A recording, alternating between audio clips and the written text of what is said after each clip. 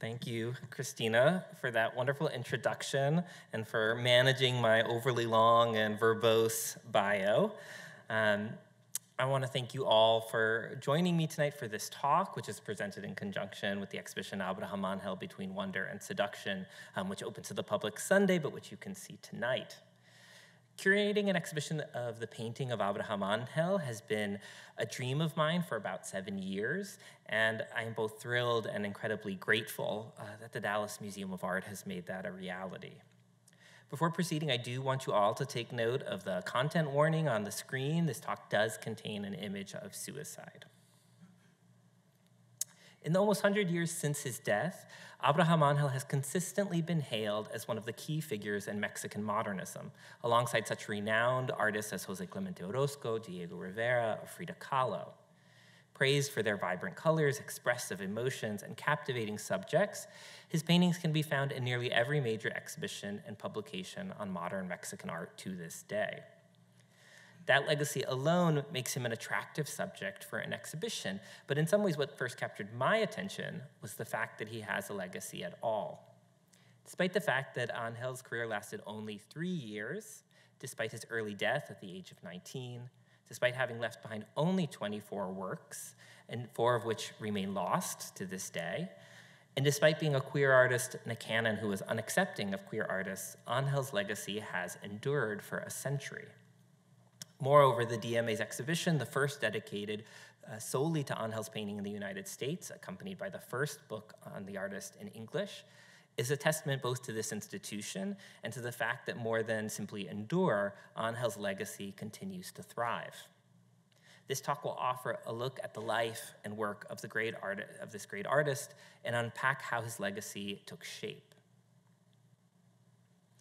Abraham Ángel was born in the mining town of El Oro de Hidalgo in the state of Mexico. The region is known for its mines, which during the early 20th century were largely foreign-owned by British and French companies. And Angel's father, who you can see seated in this very throne-like chair, was actually Scottish and met his mother in El Oro. She was Mexican and native to the region. One thing about Angel's father, and I know I'm getting a little bit of an echo or something, apologize, is that he was a bit of a womanizer and a kind of con man. He met his wife, had these 5 children, and almost immediately abandoned them in search of new work across the country. Because of this, the family grew up relatively impoverished and unstable, and their oldest son, Adolfo, who you can see standing, I do have a pointer right here, really took on leadership of the family from a very early age. Angel's father, Luis, also died very suddenly of a heart attack of 1912, which pushed Adolfo even more into this role of kind of being the parent. He gains a job in Mexico's growing electrical industry, working at companies that are bringing electricity into new parts of the country in the wake of the kind of buildup after the Mexican Revolution. And he moves the family in 1919 to Mexico City. Soon after their arrival, Abraham comes into the orbit of the painter Adolfo Besmogard, who we see in this self-portrait, who was then a rising figure in the city's post-revolutionary art scene. So just pause for a moment. This is the moment after a revolution that has lasted for almost a decade in Mexico, which overthrew the regime of a president who had reigned for almost 35 years. So this was a seismic change in Mexico in which every aspect of life, political, cultural, social, was in flux. There was a new constitution, everything was changing. And this new government that came to power in 1920, or in the heels of 1919, was tasked with sort of taking some of the goals of the revolution and making them a reality, implementing education reform, land reform, expanding the rights of indigenous people.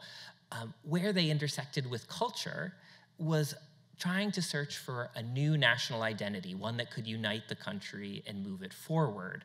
They were in search of what's sometimes described as the definition of Mexicanidad or Mexicanness. What did it mean to be Mexican? What was a Mexican aesthetic? So over the course of the previous decade, Mogard had been developing a method for drawing, which is known today as the Besmogard method, or simply the method. Students first master 7 basic design elements, and you can see them in a drawing he did to the right. The spiral, circle, half circle, S motif, curved line, straight line, and zigzag. And so you would learn these 5 elements, learn to combine them with one another, so circles with circles, zigzags with zigzags, and then over time, learn to combine them with one another to make ever more complicated compositions. Students in Mexico City schools were taught the method at Mogard's insistence. So he saw the method as a way of kind of meeting some of these goals of the revolution. The method would create a kind of shared aesthetic by teaching students to draw and to look at art in a single way, or to create art in a single way. It would also thought that it would democratize art. Rather than rely on talent or skill, everyone would learn a method to make art. Everyone could be an artist. So to do this, Mogard enlisted what he sometimes called a brigade of young artists to teach the method to school teachers who would then teach it to students.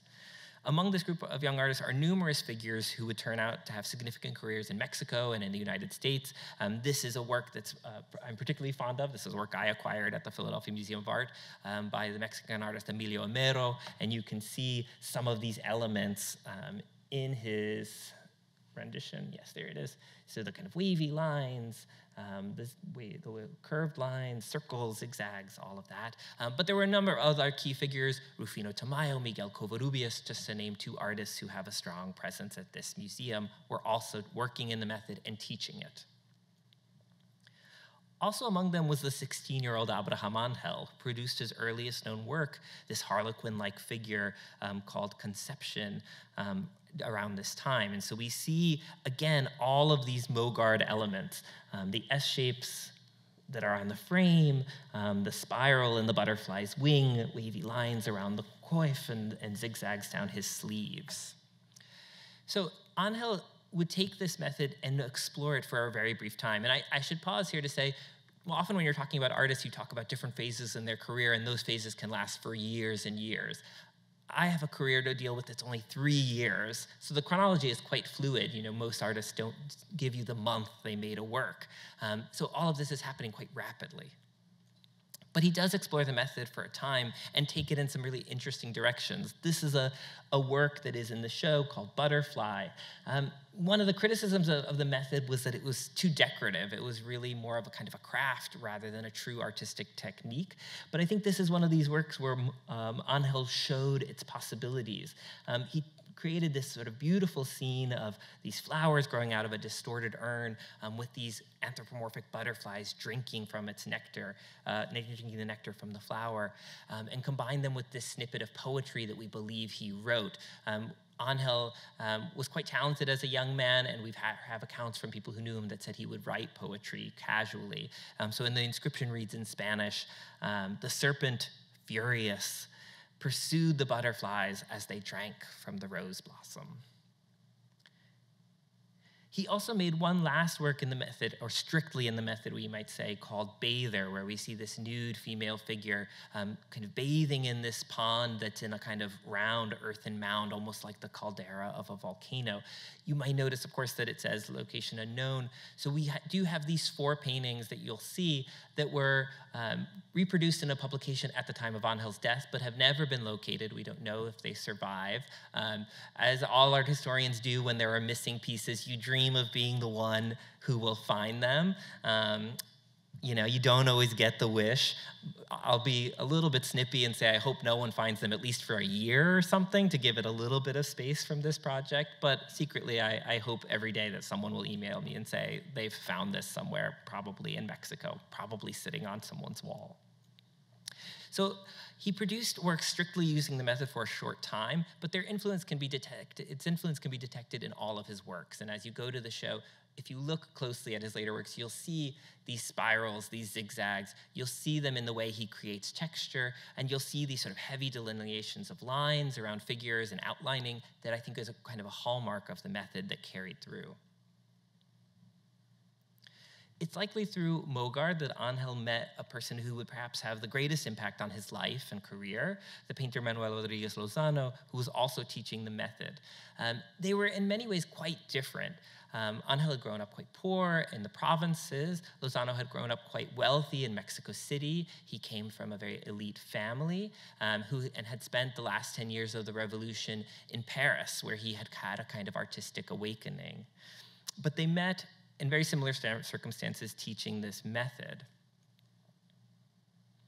We don't know the exact circumstances of the day they met or what, in what context, but we do know that very quickly after their meeting, they form a very intense, romantic, and professional relationship.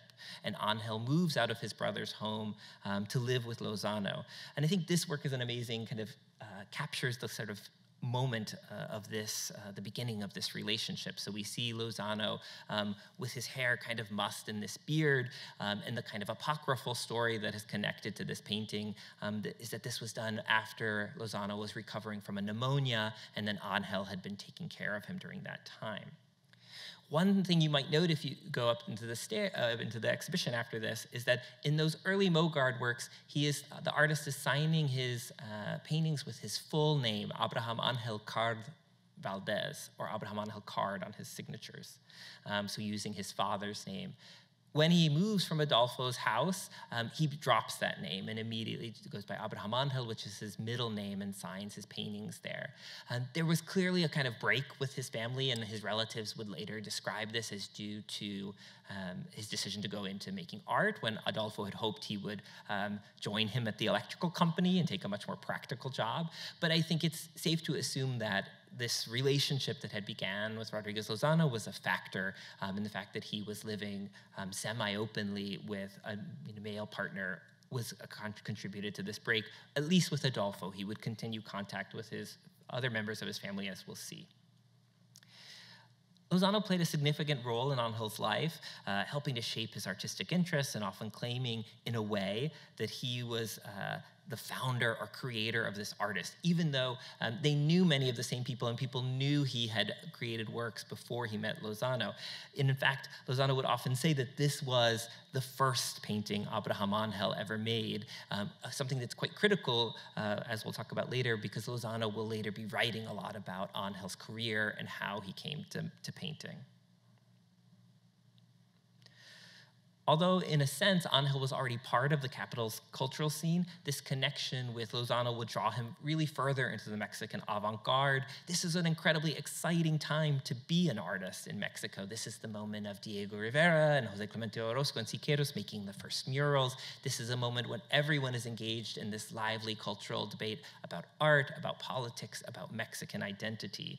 And we see Ángel at the opening of Jean Charlot's new mural at the National Preparatory School. Here's Ángel looking very dapper in his pinstripe suit. You can see Adolfo Mogard, Roberto Montenegro, José Clemente Orozco, 𝗖𝗍𝗄 with these very bug-like sunglasses. These were all people who he knew and who knew him.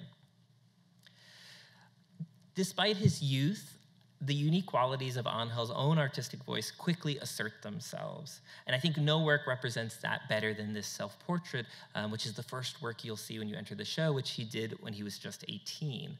So rather than show himself looking at us straight on or in profile, he's dynamically quite in between. And for me, this pose has always been kind of dripping with attitude. There's this tilt of his head, this barest hint of a smile, and my favorite, this really heavy side eye that he's giving us. All of this speaks to someone who is more confident in himself and his abilities than his age would suggest. Ángel begins to explore different genres of painting, including landscape, and he shows a particular interest in kind of what I think of as sort of the in-between places, where the natural gives way to the man-made, where the rural gives way to the urban. This is a wonderful painting called simply Landscape, is what the earliest title we have for it, but which has become known as the little mule, la mulita, because of the mule pulling the cart in the front. And this, again, is this place where this town is both man-made, but still kind of integrated into the natural world. The mountains sort of press over the skyline above it, and then this line of trees kind of dot the center of this road. So you would imagine the cart would need to turn and kind of weave around them to get up the road. So it's this place that is in transition. He also produces 2 scenes of towns just on the outskirts of Mexico City, Tepito and Ixtapalpa. These are places that were then sort of small villages that you would reach on like a day trip from Mexico City. You would have to pass through some open countryside to get there. Now, if you go to Tepito or Ixtapalpa, they are part of Mexico City. The city was even then beginning to grow and sprawl, and it will continue to grow throughout Angel's life. So it's worth noting that these are not snapshots. These are not real representations of these places. For example, with Tepito, which we can study the best because Ixtapalpa is one of the lost works, the church is identifiable, but the architecture around it is not original. He's taken pieces of the landscape, the market stalls, the buildings, and assembled them into this kind of collage of the place. He paints 2 other works, depictions of the city of Cuernavaca, which is just about an hour from Mexico in 1923 on a trip with Rodriguez Lozano. Again, these are not real geographies. He's taking landmarks and kind of interspersing them. But again, I think thinking about the kind of mixing of the natural and the man-made, how these palm trees kind of go right up against the front of this church, which we interpret as the cathedral in Cuernavaca, which of course doesn't look like this. It's on the very typical zocalo or square that you find in most Mexican cities. Interestingly, Lozano also paints a view of Cuernavaca, which is also lost, but was published in a magazine. So we're looking at black and white images. Any art historian will tell you, and there are a couple in the audience, you never want to judge too much based on old black and white images. But I do think it's interesting to think about the fact that these are 2 artists who are living together, who are involved, who are painting together. It's inevitable that they are interacting artistically and influencing one another in all sorts of subtle and overt ways. But I do think you see some differences. Ángel really still has that feeling of the method. He strongly delineates his shapes and places. He has a much kind of tighter composition, while Lozano's is much looser. It's much more overlaid, much less well-defined. There's almost a kind of collage or cubist-like quality that might be reflective of some of his experiences abroad. So Ángel makes these few landscapes, but he never really embraces the genre fully. Instead, he moves very quickly into making portraits, although I always find that label a bit inaccurate. I think Ángel was quite interested in a kind of hybrid model, how you could marry portraiture and landscape to create something that is sort of mutually reinforcing, how the 2 genres could meet to reinforce the message or the themes that he wanted to capture in a work. One of the most vivid examples is Ángel's largest painting, The Indian Woman. I should note some of these titles are we might say are not original because we don't have them from Ángel's hands, but were published very close to his lifetime, at the end of his life or right after he passed. That's true for this one. But you'll see others throughout the show, like La Mulita or The Girl in the Window, The Waitress, these will come up later, that were again, like the La Mulita was published as landscape, many of these were published simply as portrait. So these are likely real people, even if they have a kind of title. They're not a sort of imagined person. So this painting really touches on one of the debates that I mentioned earlier that was really the pivotal issue of the day, the definition of this new national identity in the wake of the revolution. One of the areas where visual artists were looking for the sources of that new identity, where would the kind of content, the fuel come that would help them define it, was towards Mexico's indigenous cultures, which had been overlooked in the decades before the revolution, and at the landscape itself, but the unique qualities of the Mexican landscapes, its mountains, flora, fauna, volcanoes, the things that made it different from other places. All of that, I think, is really swirling in this painting. We see this indigenous woman dressed as a rural peasant, although I always notice how she's adorned with all of this jewelry. She's wearing this broad skirt and very patterned blouse. her skin is the same tone as the earth and as the trees around her, and we see her kind of bare feet under the hem of her skirt pressing down into the soil. Her body forms this kind of rough triangle, which, when laid against the mountain range behind her, puts her head as yet another peak in that range. So making a very strong visual connection between who she is, the landscape, and then collectively what it means to be Mexican. And this is a strategy that other artists will use later on, and who we could speculate saw Ángel's painting and were influenced by it. One is Rufino Tamayo with this wonderful peasant couple who are pressed against this range of red mountains. Another, I think a little more egotistical, is this self-portrait of Dr. Atl in front of the volcano Popocatépetl, where his kind of dome-like head takes the place of the volcano caldera, kind of both connecting him to the landscape and kind of likening his own creative energies to a volcano's eruption. Beyond touching upon the wider cultural issues of his time, Ángel's paintings capture the shifts taking place in Mexican society, particularly those that intersected with his kind of increasingly bohemian and progressive life with Rodriguez Lozano in the capital. The 1920s saw the rise of the modern Mexican woman, particularly in Mexico City, where women were increasingly visible outside of the confines of the home and were instead leading independent professional and personal lives. We look at these three works, and in many ways I think of them as a series. Again, they were likely all portraits, although we don't know the names of the sitters.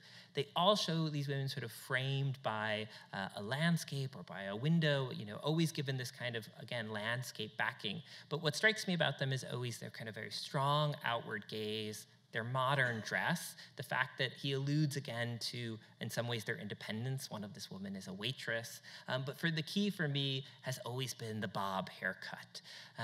The bob is such a common thing these days, but this sort of flapper-inspired cut was seen as incredibly controversial in Mexico, especially among social conservatives.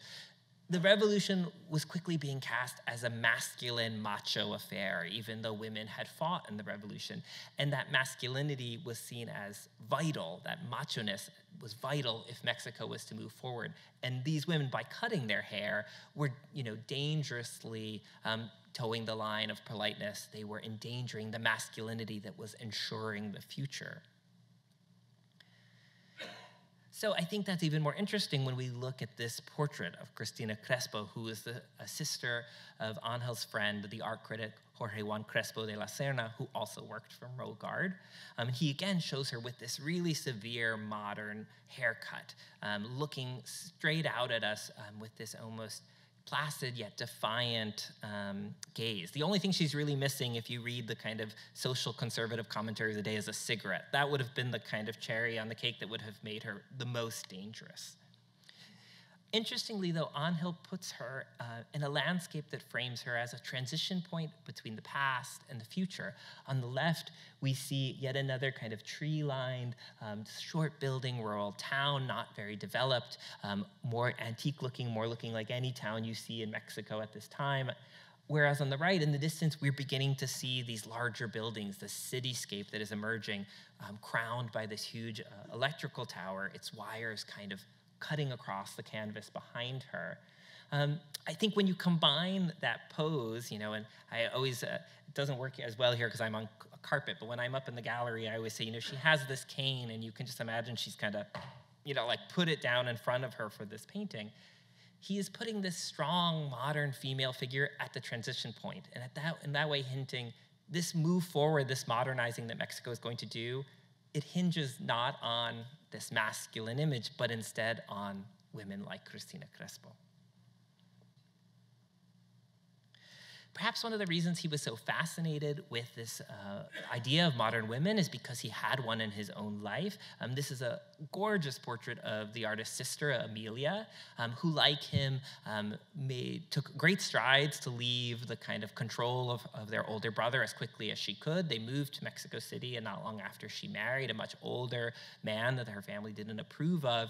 And I think in this painting, he captures all of her kind of free spirit and brashness. She's got this amazing tilt to her head, both alluring, but also as if she's kind of chuckling at all of us in the audience a little bit.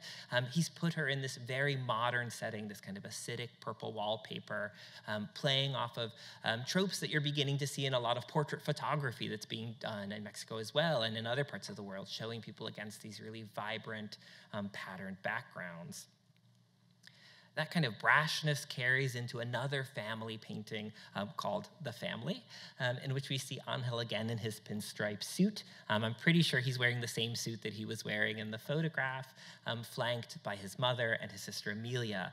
While his mother has that kind of maternal look of concern, as a parent I recognize that look, Amelia, again, has this kind of playful smile, as if she's sort of, again, amused by all of this, and I think, in a way, very amused by her brother and his talent.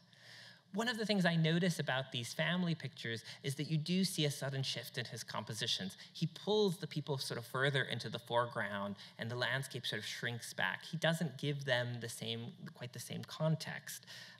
This is somewhat present in this painting of his sister-in-law, 𝗟𝗶𝗳𝗏𝗆, who was the wife of his sister Francisco. Again, I mean, the landscape is there. She's standing in front of this kind of bifurcated facades of buildings, but he gives her a very kind of mask-like expression. She's quite pushed forward in the picture plane. You don't see quite the same allusion to larger themes in these works that you see in some of the others.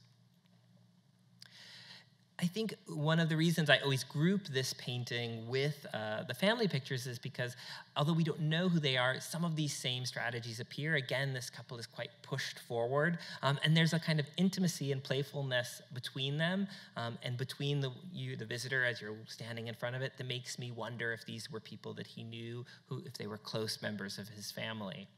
One thing I wanted to draw your attention to, and you should check this out obviously in the exhibition, is the frame of the picture. So we know that Ángel was also beginning to play with the frames and making frames for his pictures. Many of those are now lost or were discarded at some point, but it's likely that this work, which has stayed in private hands, is still in its original frame, and you see, much like he likes to use the polka dot across all of the fabrics, he's done this kind of red polka dotted line. Another interesting thing that's worth noting about this painting is it actually passed into the hands of another artist, Miguel Covarrubias, who did the mosaic mural upstairs. And Covarrubias lent it to one of the most important shows of Mexican modern art. This was long after Ángel had died, 20 Centuries of Mexican Art, which was held in 1940 at MoMA. There was an incredible spread about the exhibition in Vogue magazine, which featured this painting full spread. So this was the first time, really, that Ángel's work was introduced to a kind of mass US audience, was from that article. So as I noted earlier, in his paintings of Cristina Crespo and other modern women, Ángel was choosing to depict figures whose way of life transgressed traditional social norms in Mexico. They may have fit with his own sense of himself as someone who had also broken with boundaries of acceptable behavior by living semi-openly with his lover, Manuel Rodriguez Lozano. Thus, it is in some ways unsurprising that Ángel begins to try and capture these aspects of his own identity and those around him in his work. For queer people in urban centers across the globe, the 1920s represented a period of increasing visibility and recognition, both positive and negative. And the queer art historian Jonathan Katz calls this the stepping out moment. Prior to this, the concept of homosexuality was associated with scandal, the trial of Oscar Wilde, which was widely publicized in Mexico, or Mexico's own controversy, the famous 41. In 1901, the police raided a private party in which 41 men, some of them in women's clothing, were dancing. The men were arrested, tried, and ultimately exiled. Executed would have been worse, but exiled to work camps. And it's so shocked Mexican society because the very idea that homosexuality or that cross-dressing existed was thought to be unthinkable at that moment in 1901. And in fact, the number 41 is still taboo in many places and is not a number particularly that men like. But in London, Paris, New York, or Mexico City, within certain social networks, same-sex desire was accepted and even celebrated as a sign of kind of modernity and of a kind of new bohemia.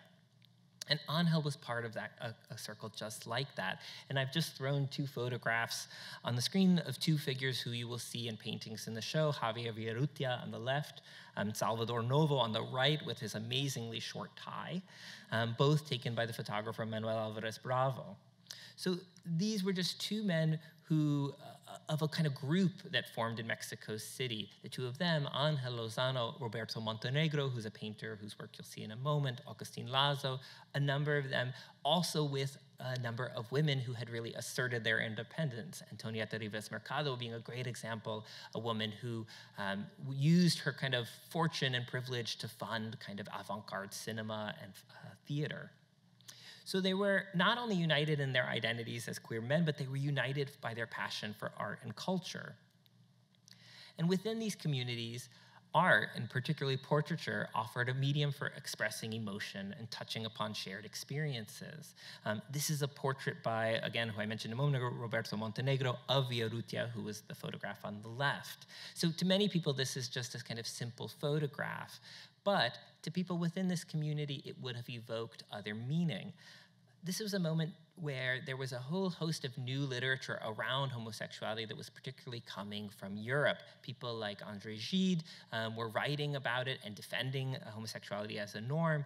People like Oscar Wilde, who had suffered so much in this trial, had become kind of icons for that. One of the ways in which Gide and Wilde were known were through photographs like this one, which were very popular, and you could get as postcards that showed them in this kind of dandyish outfit, often with these, always with these sort of splayed fingers, very elongated, looking out at the camera.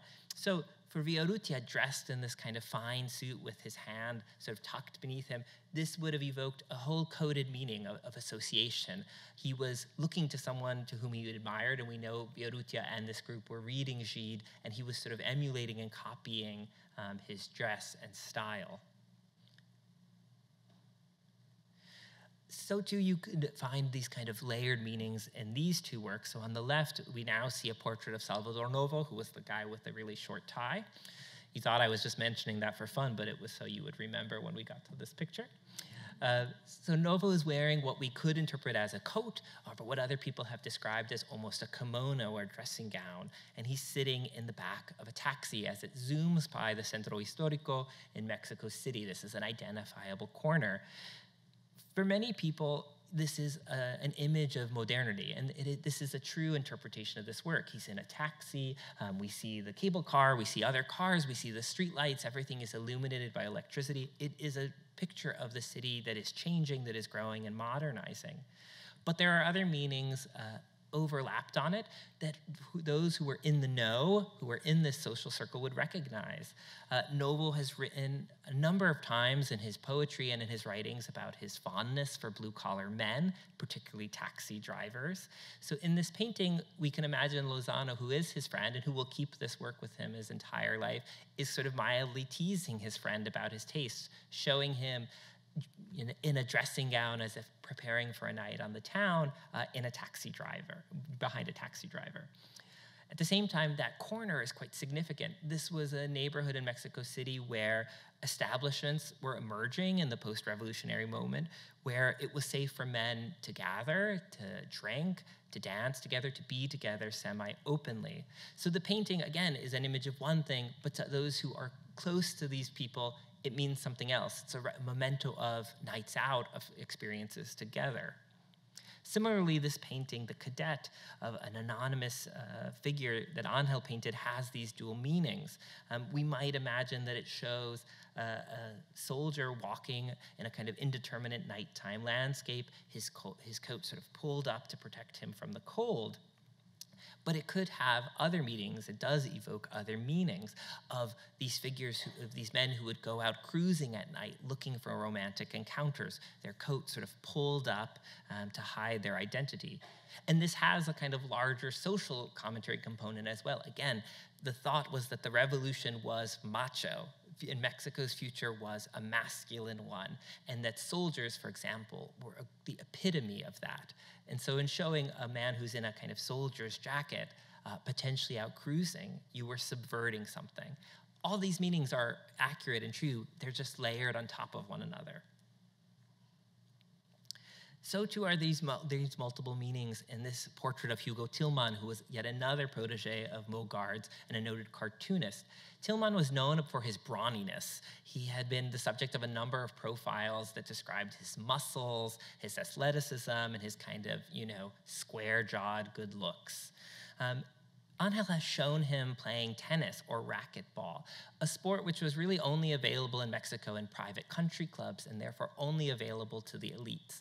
So that very the dichotomy that emerges there of elite versus kind of accessible also incurs another idea, effeminacy. So in the Mexican cultural moment and the Mexican political moment, people who did things like men who played tennis or who went to country clubs were seen as effeminate because being wealthy was seen as being effeminate. Again, the future is a macho world of workers and soldiers, not of men who wear parachute pants and play racquetball. But I think this also hints at something much more complicated that's happening in Ángel's mind. This is a later portrait, and we see that he has framed Tillman by another pair of figures who are probably Tillman himself. It's kind of a triple self-portrait, or triple portrait, where Tillman is in the foreground but also playing racquetball in the background. This, I think, hints at Ángel's emerging interest in new media that were really a big presence in Mexico at the time, photography and cinema, which were really being used to capture figures in motion, and which artists were beginning to utilize in their painting. So this is a moment where Ángel's career is really taking off. He's being included in a lot of magazines, particularly those that are being organized by his friends. A number of these artists, Novo and 𝗟𝗏𝗴𝗰𝗆, are involved in the magazine La Phalange, which dedicates an issue to him in 1923. Just as his career begins to take off and his work is reaching this new level of complexity, Ángel dies suddenly on October 27th, 1924. And these are two works by Lozano that, for me, always capture something of the emotion of this moment. This posthumous, what we believe is a posthumous portrait that he does of Abraham Ángel, which we know he keeps with him for the rest of his life. And then this self-portrait that he does, we believe, in Argentina, which he goes to a few months after Ángel dies, in some ways as a kind of escape from his grief. In the wake of Ángel's death, there's this immediate outpouring of grief from all of Mexico's cultural figures. And Lozano really takes charge of the legacy of the artist. He owns most of the works, and he immediately sets out to write a book about Ángel, which is published just 2 months after the artist's death, which include not only all of the works that he could kind of photograph at the time, but also eulogies from leading cultural figures, the two poets, Novo and 𝗟𝗏𝗴𝗆, who I showed you, but people like Diego Rivera and Carlos Mérida and Mogarde all write these sort of eulogies or testimonials. The book is published, or is funded by a collector named Francisco Iturbe, to whom Lozano eventually sells all of Ángel's works. And thankfully, Iturbe later, after his death, his son sells the collection to the Mexican government, which is why most of Ángel's works are preserved in Mexico in national museums. So this moment of grief and an outpouring of loss is so understandable, but it really echoes across time.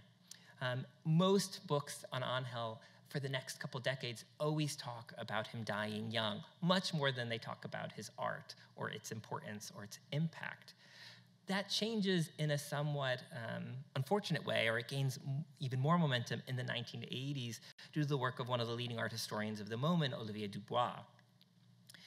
So Dubois publishes a number of articles on Ángel in the mid-1980s and curates the last major show of the artist in 1985. And he begins to gather these accounts of people who knew Ángel and Lozano and who were there when Ángel died, or who were, friends with them when they died. the photographer Lola Álvarez Bravo, the writer Andrés Nostroza, Dr. Raúl Fournier, who's a collector and friend of theirs. And Dubois kind of constructs this narrative based on these conversations. They think that Ángel and Lozano were going to break up because Lozano was interested in another painter, Julio Castellanos, that Ángel was depressed, and that his death, rather than being accidental, could have been intentional, caused by a drug overdose, and that Lozano had sought to kind of cover this up. Dubois argued that this narrative was supported by one of Ángel's paintings, and I'm going to now show you an image that depicts suicide. So this is a painting, I Kill Myself for a Treacherous Woman, that was done quite close to the end of Ángel's life. The truth is we really know very little about the context of this work. So you see Ángel as this kind of towering figure in a landscape, a kind of village to one side of him and a cemetery to the other. He has a gun to his temple and this kind of mask-like, tear-stained face. And there is this woman, the kind of bust of a woman sort of floating in the sky, who we would may guess is this treacherous woman. Beyond that, the date of the painting has been contested, with some saying it must be earlier in his life and not 1924, based on a stylistic argument. And even the title has been disputed. It is often published as I Killed Myself for a Treacherous Woman. I have chosen to publish it as I Kill Myself because although the title is written on this little card, if it was killed, it would be mato with an accent, but it's mato without an accent. So even that is still up in the air. So aspects of this painting don't really fit with Dubois' narrative, of course. This gun, this invocation of a treacherous woman, when at the same time he's saying that Lozano is leaving him for another man. More broadly, there's always this question of if we can completely trust the recollections of events of those days when these interviews were being compiled, 50 years later, and then a lot of it is based on what we might call gossip. Ángel's death certificate, for example, simply says that he died of heart failure due to a toxin. It's also, I think, reasonable to say that we can't really understand a person's state of mind based on a painting or based on the people around him. I think that people are a little more complicated than that. I think it's important to note that Dubois, I think, is secretly not very interested in how Ángel died. What he's interested in is using that as a vehicle for talking about his relationship with Lozano, because up until the 1980s, discussing their relationship openly was taboo. So by doing articles that highlighted as a central part of Ángel's story, he in a way sort of broke open the closet around them and forced historians to begin talking about it. Personally, the question of how Ángel died really doesn't matter to me, and I think is sort of unimportant. That it was tragic is certain, but that tragedy really shouldn't be the end of his story. So there's one final work by Ángel that I would like to share as a way of conclusion of this talk, which scholars believe may have been his final painting. So throughout the development of this project, this painting has really been a touchstone for me of where I wanted the show to go. And I know it has helped inspire many of the members of the DMA staff who did such an amazing job of making the exhibition a reality. So in it, we see a kind of nude Ángel running down a sort of undulating path towards what I see as a rising sun beneath this kind of star-filled sky.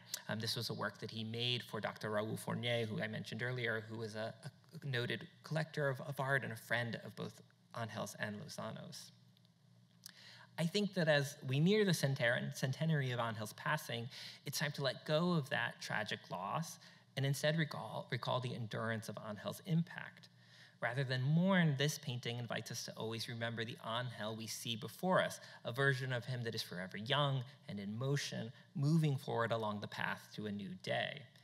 It is a reminder that the ability of Ángel's work to engage and captivate has persisted against all odds, and that it will continue long after this present project to keep going. Thank you.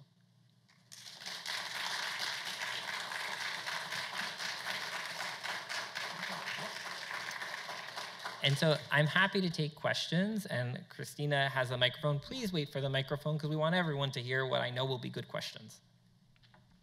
Thank you, this is very insightful. Had an opportunity to look at the artwork just before we came in, which was great timing. Notice in a number of the portraits especially, what I consider an unusual use of green in skin tones. Yeah. I wondered if that is something he liked to do, if that was also a coded reference, as you mentioned some of the coded references, some of the other works to the gay community. Just very curious about that. It's really unusual. Yeah, and I think, so I'll give you one little caveat, because I've been asked this question before.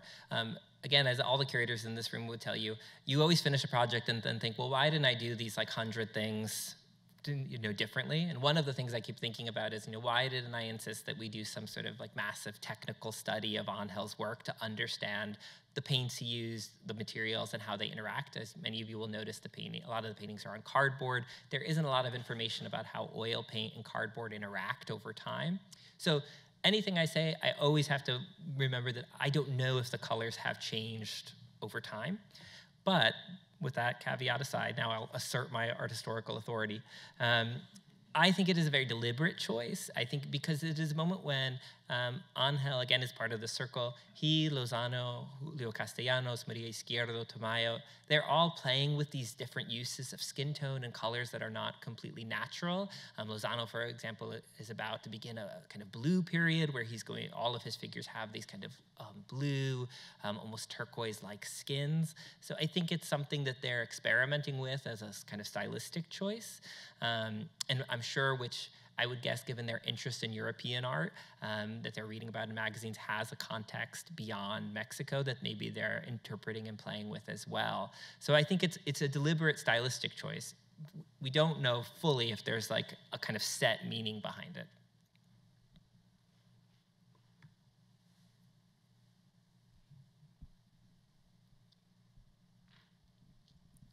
Hi, thank you.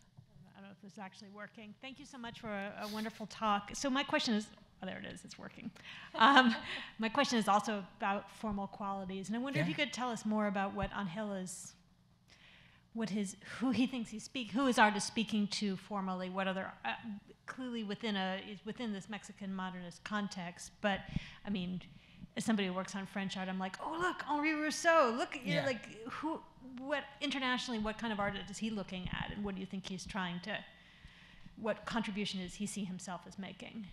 So I think it's very interesting because often when we think about this question, it becomes quite clear after Ángel died, because the group around him, this network, will slowly kind of solidify into what we might consider like an avant-garde group, and they'll begin publishing magazines and things. So they develop a magazine called Contemporáneos, or Contemporaries, and that's the name by which they're known. Mm-hmm. And although Ángel has died, the first issue comes out in 1928, they do an issue about him and are very clear that he is one of them, even though he has passed. So I wanted to give you a little context. One of the interesting things about the Contemporáneos is that they're in this moment of kind of extreme nationalism in Mexico. Again, what is Mexican identity? And the answer for that must come only from within Mexico, because of course, before the revolution, European art was much more privileged, particularly French art, which I know you know, as the kind of aesthetic that they should aspire to. The Contemporáneos are kind of pushing against this. They see art as less nationalist and more personal, and the kind of art, they talk about arte puro, or pure art, which is purely expressive or about the self. This is in contrast to the muralists at the time, like Diego Rivera, who are talking about nationalism and art for public consumption and art with a purpose, a kind of social justice purpose. They, at the same time, are also, in these magazines, what they are publishing is a lot of Mexican literature and art, but also a lot of foreign literature and art, particularly French, British, and American. So, Matisse, Braque, Cézanne, all of these are people who they are talking about. So I think, given that Ángel is around in the moment that's sort of forming what is about to come, he is looking at these magazines with them. And again, Lozano has spent a decade on the Parisian art scene at the same time that he met the Cubists. He was experimenting a little bit with Cubism while he was there. I think they are very interested in that and how it can be refracted and repositioned through a Mexican lens. So to answer, I think, the other side of your question, to who he's kind of making these for, that's still really unclear, because of course these are not public artworks. I mean, these aren't murals. There are very, very few exhibitions at this time if you're not exhibiting at the Academy in Mexico City. Some of these kind of avant-garde groups do begin to organize shows. And in fact, the Contemporáneos do a very important show in 1928 that includes Ángel's paintings. There's also no collectors. I mean, Francisco Iturbe is the only one. And again, he has a kind of European art collecting background as well. So initially, I think a lot of these things are quite private and for the kind of enjoyment of this group. And then slowly they begin to attract attention because although people like Manuel Rodriguez Lozano and Diego Rivera hate each other professionally because they represent very different things and are very jealous of one another, and they like each other personally. So all of these people, although they disagree, party together quite a bit. So when Ángel dies, even people like Diego Rivera praise his work, so it's clear he knew the paintings, even though we have no record of like exhibitions really in Ángel's lifetime of his works. Sorry, that was a long answer, but thank you all for hanging with us. Thank you so much.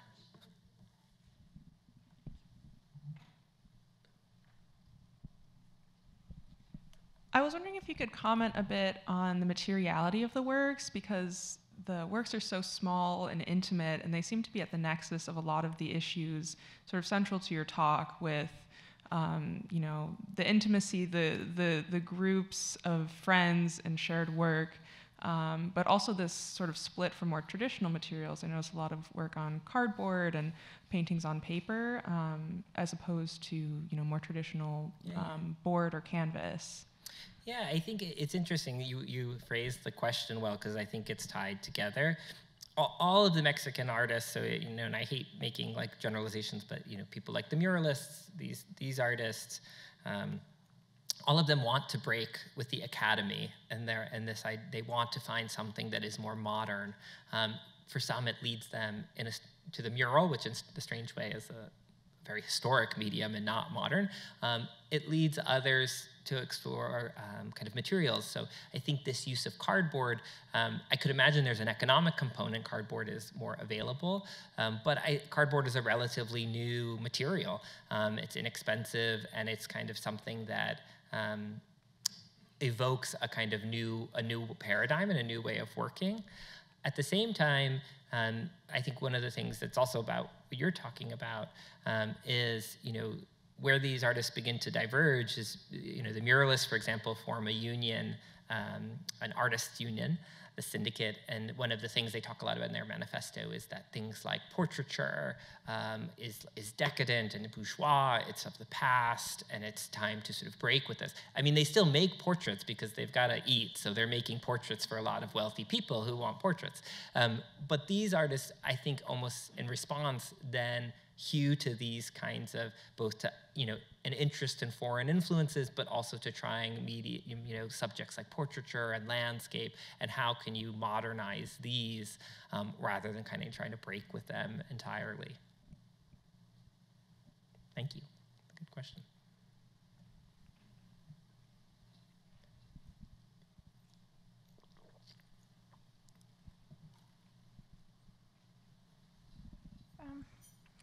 I'm wondering about the exhibit, which I went to just before this lecture, and they showed that he had 7 different things that he was learning as an artist, and they're all trying to,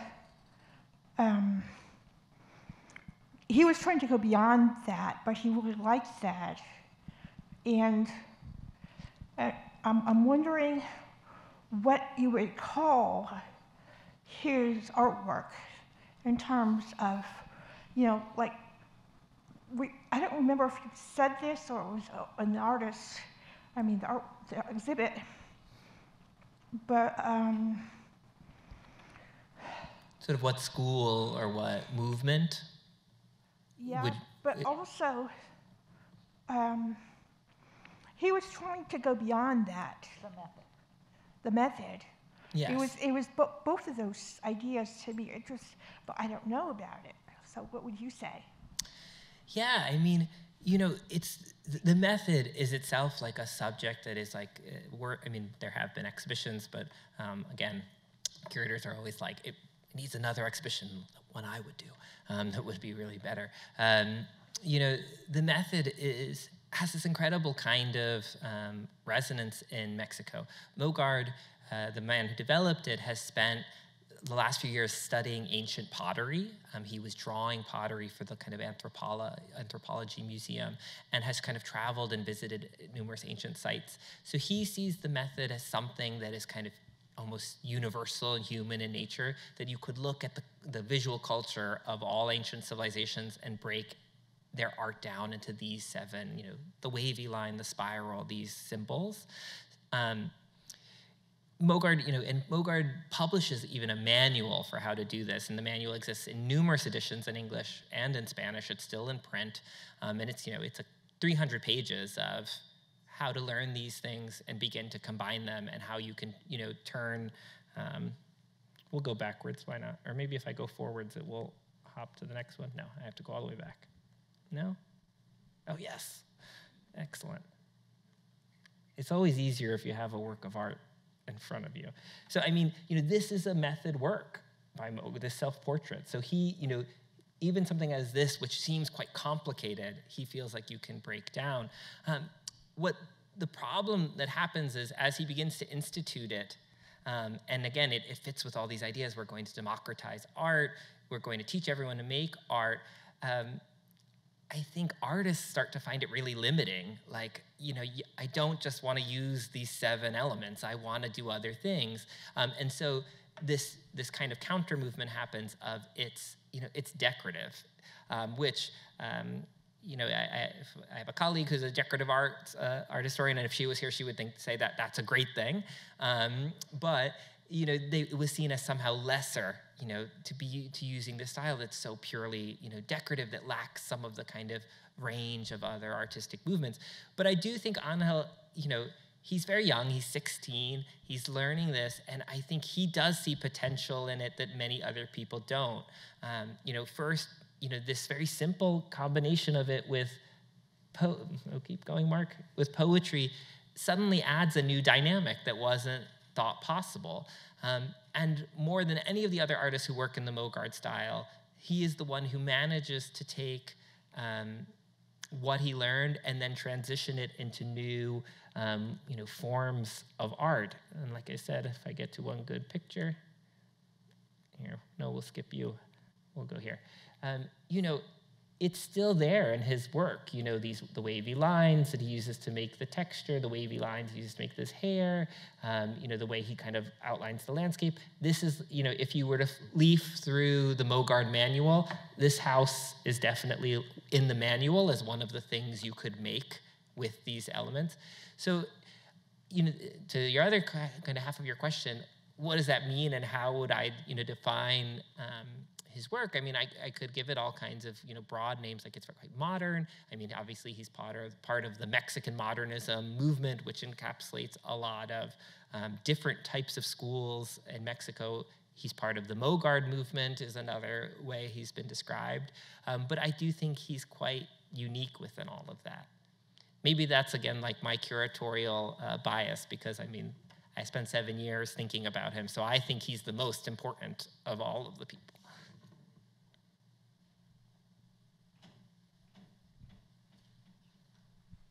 Any other questions? One more. Oh. Hello. I'm really interested in the picture where there's like multiple artists together, and you said that it was known that they were friends. How do historians research that? Is it through letters? And you mentioned also later, like in the paintings, it's like a in the know kind of context. Yeah. How do you learn about that? Your letters, journals. That was one of the hardest things when I've been researching this group, and I've written about them in other contexts. Is like, you're reading about how, 𝗟𝗶𝗳𝗃 is, calling all of these men, a homophobic slur at a public lecture and saying how their effeminacy is going to destroy, the country. And then, if you go to the journals of Anita Brenner, who's a journalist who's living in Mexico and who's immersed in the scene, she's like writing about how they're all drinking that night at some cafe. How people, I suppose someday some people could look at all of our social dynamics and wonder the same things.